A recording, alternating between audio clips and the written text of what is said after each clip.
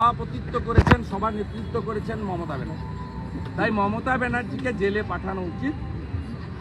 আজকে হিয়ারিং সবাই দেখেছে, আমরা আশাবাদী যে সত্য বেরোবে। এর বেশি সুপ্রিম কোর্ট নিয়ে বলা উচিত। তিনি অবিলম্বে এই মামলা এনআইএ এবং ইডিকে নিতে বলবেন।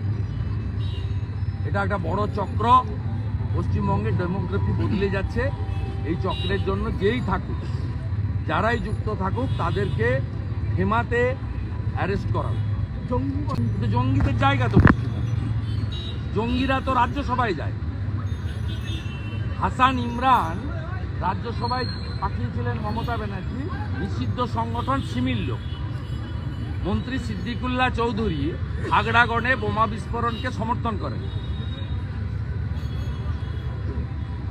অতএব জঙ্গিরা তো রাজ্য চালাচ্ছে জঙ্গিরা, আর আপনার এখানে সাইকেল মিছিল।